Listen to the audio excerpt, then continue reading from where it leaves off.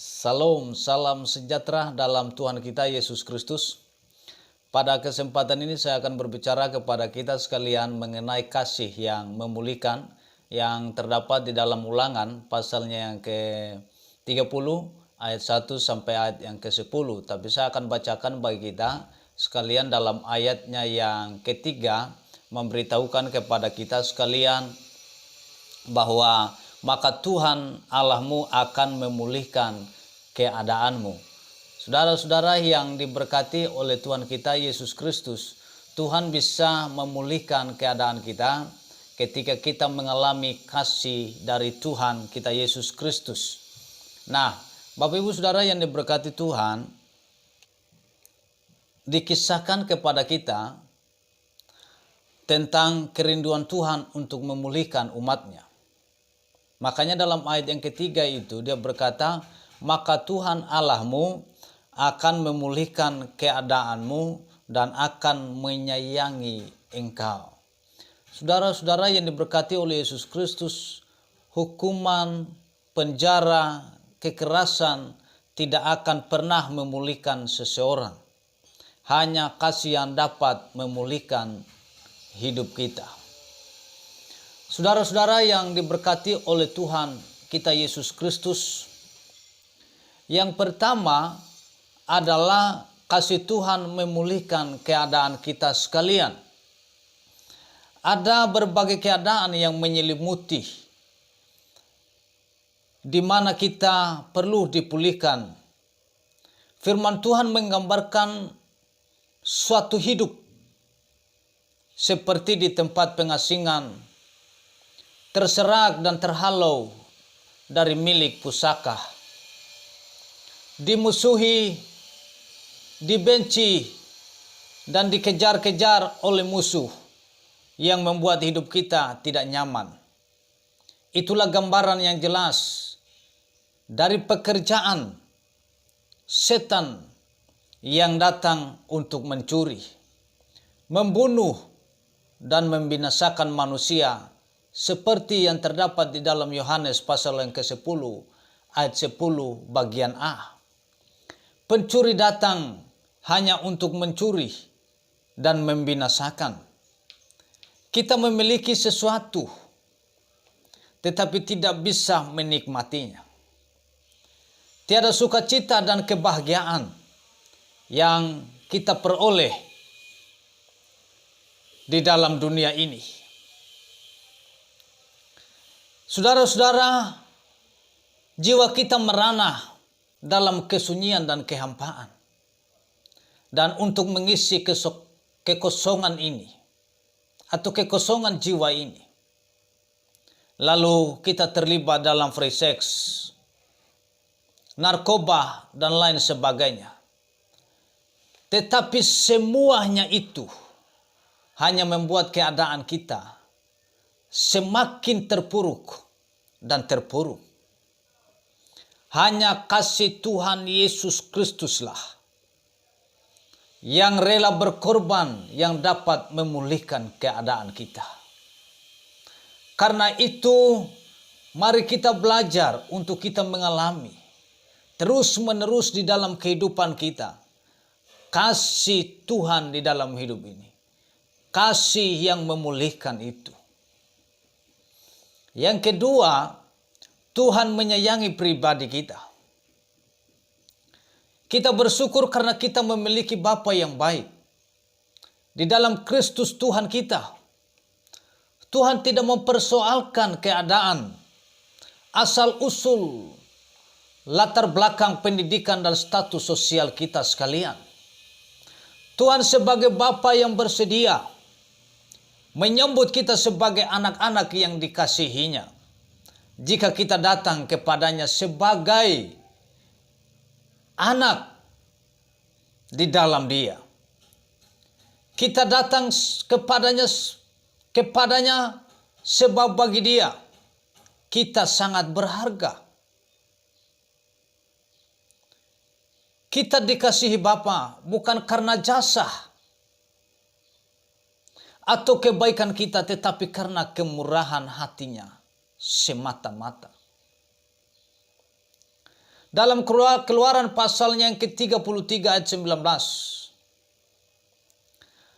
Aku akan memberi kasih karunia kepada siapa yang kuberi kasih karunia, dan mengasihi siapa yang kukasihi. Tetapi dalam Roma pasal yang ke-9 ayat 15. Aku akan menaruh belas kasihan kepada siapa aku menaruh belas kasihan. Dan aku bermurah hati kepada siapa aku bermurah hati. Karena itu Tuhan sangat menyayangi kita, menyayangi pribadi kita sekalian. Yang ketiga, menerima kasih Tuhan yang memulihkan itu. Kita dipulihkan kalau kita mau menerima kasih Tuhan yang dicurahkan oleh Roh Kudus ke dalam hati kita sekalian. Dan pengharapan tidak mengecewakan, karena kasih Allah telah dicurahkan di dalam kita oleh Roh Kudus yang telah dikaruniakan kepada kita. Untuk menerima kasih Tuhan yang memulihkan, diperlukan suatu kesadaran dalam hati tentang pentingnya dipulihkan. Contoh anak terhilang dalam Lukas pasal yang ke-15 ayat ke-17. Lalu ia menyadari keadaannya, berbalik kepada Tuhan dengan sungguh-sungguh, bertobat dari segala dosa, dan meninggalkan kebiasaan dosa itu sendiri. Membarui komitmen kita kepada Tuhan kita Yesus Kristus. Dengan dikatakan atau dengan jalan mendengar serta mematuhi suara Roh Kudus dengan sungguh-sungguh. Sebab itu seperti yang dikatakan, Roh Kudus pada hari ini, jika kamu mendengar suaranya, jangan keraskan hatimu. Seperti dalam kegeraman pada waktu pencobaan di padang gurun. Itu berdasarkan Ibrani pasal yang ketiga ayat 7 sampai ayatnya yang ke-8. Memberikan hati untuk disunat oleh pedang Tuhan. Seperti dalam ayat yang ke-6 dari Ulangan pasal yang ke-30.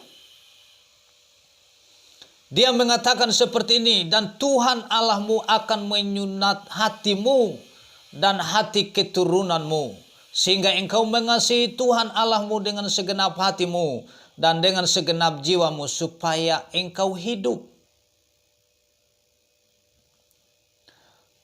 Ulangan pasal yang ke-10 ayat yang ke-16 berkata, sebab itu sunatlah hatimu dan janganlah lagi kamu tegar tekuk. Tetapi di dalam Kisah pasal yang ke-7 ayat 51 sampai ayat 52 mengatakan, hai orang-orang yang keras kepala, yang tidak bersunat hati dan telinga, kamu selalu menantang Roh Kudus, sama seperti nenek moyangmu. Demikian juga kamu, siapakah dari nabi-nabi yang tidak dianiaya oleh nenek moyangmu? Bahkan mereka membunuh orang-orang yang lebih dahulu memberitakan tentang kedatangan orang benar, yang sekarang telah kamu khianati dan kamu bunuh. Kita harus mengambil keputusan yang tegas untuk berpegang teguh atau beriman sepenuhnya kepada apa yang dikatakan firman Tuhan kepada kita sekalian.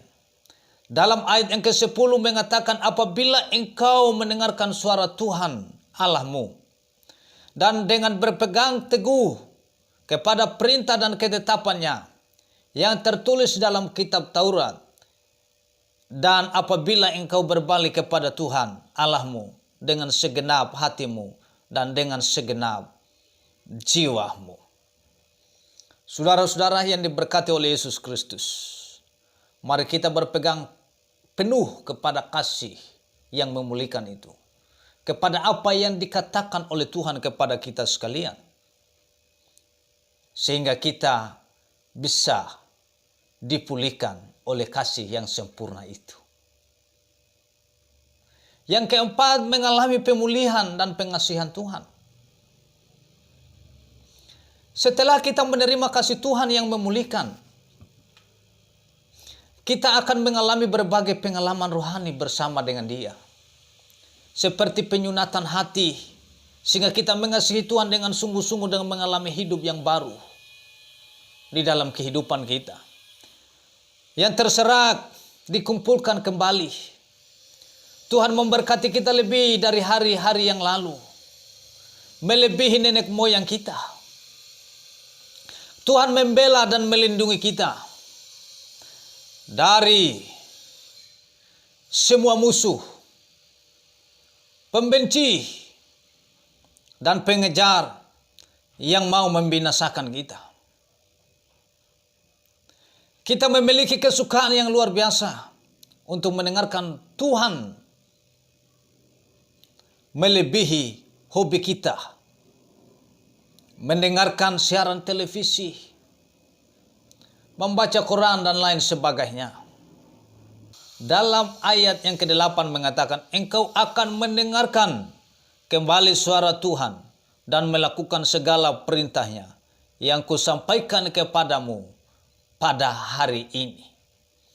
Saudara-saudara yang diberkati oleh Yesus Kristus, ketika kita mendengarkan perkataan Tuhan yang disampaikan kepada kita sekalian, kita akan mengalami pemulihan dan pengasihan Tuhan di dalam kehidupan kita.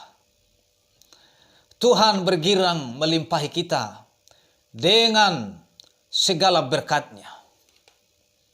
Saudara-saudara yang diberkati oleh Yesus Kristus, Dia akan bergirang untuk memberkati kita, melimpahi kita dengan berkat-Nya.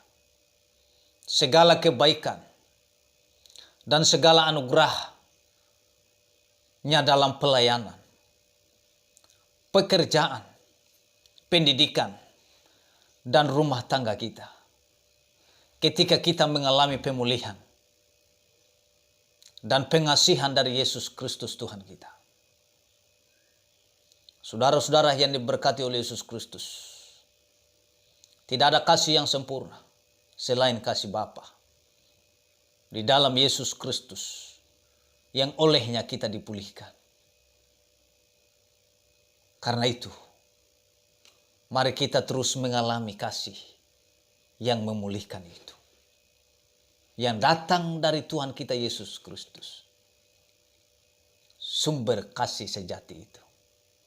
Tuhan Yesus memberkati kita sekalian. Salam. Kita berdoa. Bapa di surga, Bapa di dalam nama Tuhan Yesus Kristus. Pada kesempatan ini kami kembali berdoa kepada Tuhan. Agar kami terus mengalami kasih yang memulihkan itu. Sesuai dengan firman Tuhan yang baru saja kami dengar saat ini. Tuhan, Engkau tolong kami. Berikan kami hikmat. Berikan kami kekuatan. Untuk kami terus berjalan sesuai dengan apa yang Engkau katakan di dalam firman, supaya kami terus ada di dalam pengenalan akan Tuhan secara benar, sehingga kami mengalami kasih yang memulihkan itu. Demi nama Yesus Kristus kami berdoa. Amin.